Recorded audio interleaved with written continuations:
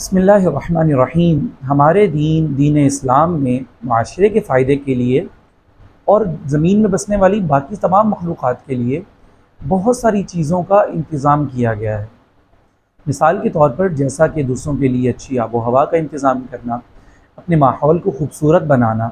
وغیرہ۔ احادیث مبارکہ میں، سیرت طیبہ میں ہمیں اس کی ایک مثال یہ ملتی ہے خصوصی طور پر نبی کریم صلی اللہ علیہ وسلم جب صحابہ کرام کو جنگ میں بھیجتے تو حالت جنگ میں بھی پودے اور درخت وغیرہ کاٹنے سے منع فرمایا کرتے تھے۔ پہلے زمانے میں تو ہمارے سامنے اس کے یہ فوائد موجود تھے کہ درختوں سے ہم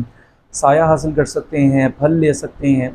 لیکن جیسے جیسے زمانہ ترقی کرتا گیا، علم کے اضافہ ہوتا گیا لوگوں میں، تو ہمارے سامنے بہت سارے فائدے اس کے آ گئے۔ مثال کے طور پہ ہم اس سے زیادہ آکسیجن حاصل کر سکتے ہیں، اپنی آب و ہوا کو خوبصورت اور بہتر بنا سکتے ہیں، اور اللہ تعالیٰ نے اسے نزول بارش کا سبب بھی بنایا ہے کہ اللہ تعالیٰ اس کے ذریعے سے اس کو سبب کے طور پر استعمال فرماتے ہوئے بارش برساتے ہیں ہمارے لیے، اور بہت سارے دیگر فوائد بھی موجود ہیں۔ ان سے ہمیں یہ بھی سمجھ میں آتا ہے کہ آپ صلی اللہ علیہ وسلم کی جو تعلیمات ہیں وہ اتنی دور رس ہیں کہ وہ قیامت تک آنے والے تمام انسانوں کے لیے قابل عمل اور قابل رہنمائی ہیں۔ اور حدیث مبارکہ میں صحیح مسلم اور صحیح بخاری میں ایک روایت آتی ہے کہ نبی کریم صلی اللہ علیہ وسلم نے ارشاد فرمایا، ما من مسلم یغرس غرسا او یزرع زرعا فیأکل منه طیر او انسان او بہیمت الا کان له صدقہ،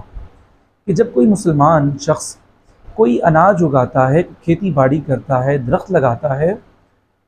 یا کوئی پودا لگاتا ہے، اور یا وہ کھیتی باڑی کرتا ہے اور اس میں سے کوئی انسان کھائے، کوئی پرندہ کھائے، کوئی چوپایا کھائے، ایک روایت میں تو آتا ہے سرق منہ، اس میں سے کسی بھی طرح سے کچھ لے لیا جائے تو اللہ رب العزت اس کے لیے صدقہ کا ثواب لکھ دیتے ہیں۔ اس حدیث مبارکہ سے معلوم ہوا کہ کوئی شخص اگر اپنے لیے صدقہ جاریہ کا بندوبست کرنا چاہتا ہے، سبب اختیار کرنا چاہتا ہے، تو اسے یہ چاہیے کہ وہ درخت لگائے، تاکہ کوئی اگر اس کے سائے میں بیٹھے گا، کوئی پرندہ اسے کھائے گا، اس پہ اپنا گھونسلہ بنائے گا، اگرچہ اس کی زندگی میں فائدہ اٹھائے یا وہ شخص انتقال کر جائے اور اس کے انتقال کے بعد لوگ اس سے آنے والی نسلیں فائدہ اٹھاتی رہیں،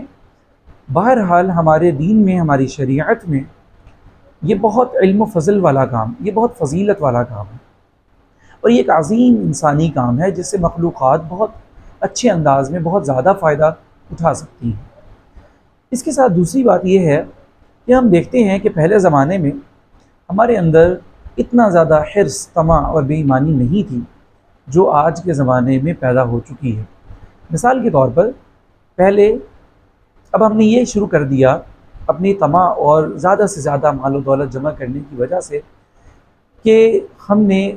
جو کیڑے ہمارے اناج کو لگ جایا کرتے تھے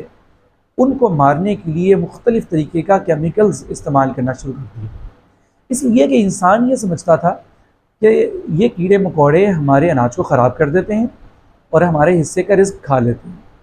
جبکہ اللہ تعالیٰ ہم سب کے رازق ہیں، تمام مخلوقات کے رازق ہیں۔ جیسے اللہ تعالیٰ ہمارے لیے ان زراعت کے ذریعے سے، درختوں کے ذریعے سے، کھیتی باڑی کے ذریعے سے ہمارے لیے رزق کا انتظام فرماتے ہیں، اسی طرح اللہ تعالیٰ نے کیڑے مکوڑے اور دیگر زمین پر چلنے والی مخلوقات کے لیے بھی رزق کا بندوبست اور اس کے اسباب پیدا کیے ہیں۔ لیکن چونکہ پہلے جب ہم یہ نہیں کرتے تھے اور ہم وہ غذائیں کھاتے تھے، اس سے ہمیں طاقت بھی حاصل ہوتی تھی اور اس میں برکت بھی ہوتی تھی، لیکن جب ہم نے ان کو مارنا شروع کر دیا، کیمیکلز کا استعمال شروع کر دیا، تو ہوا یہ کہ گندم تو ہماری کیڑوں مکوڑوں سے پاک اور بڑی خوبصورت ہوئی، لیکن جب ہم نے انہیں کھایا تو ہم طرح طرح کی بیماریوں کا شکار ہو گئے۔ یہی وجہ ہے کہ آج تحقیقات سے یہ چیز ثابت ہوتی ہے کہ سب سے زیادہ کینسر جو پیدا ہوتا ہے، جو اس کا سبب بنتا ہے، وہ یہ کہ جو کیمیکلز ہم ان کیڑے مکوڑوں وغیرہ کو مارنے کے لیے، ختم کرنے کے لیے اناج سے استعمال کرتے ہیں، یہ ہمارے لیے بیماریوں کا اور کینسر وغیرہ جیسے چیزوں کا سبب بنتے ہیں۔ لیکن اصل میں یہ بیماریاں اور یہ چیزیں ہماری اس بے ایمانی اور ہمارے اس طمع اور ہمارے اس لالچ کی وجہ سے وجود میں آئی، جو ہم نے یہ سمجھا کہ یہ چیزیں ہمارے حصے کا رزق کھاتی ہیں، ہم نے ان کا رزق ختم کیا، ہم نے ان کی ذات کو ختم کیا، اور وہ چیزیں اگرچہ ظاہری طور پہ بڑی خوبصورت تھیں لیکن حقیقت میں ہمارے لیے نقصان دہ اور نقصان کا سبب بن گئی۔ تو ہمیں چاہیے ایک تو ہم اپنے ماحول کو بہتر بنائیں زیادہ سے زیادہ درخت لگائیں، کھیتی باڑی کریں، اور دوسرا یہ کہ ہم اپنے اندر سے طمع کو، لالچ جیسی بیماریوں کو، بے ایمانی جیسی چیزوں کو ختم کریں۔ اللہ رب العزت ہمیں دین مبارکہ کی صحیح سمجھ اور فہم نصیب فرمائے، اور اس پہ عمل کرنے کی توفیق نصیب فرمائے۔ وآخر دعوانا ان الحمد للہ رب العالمین۔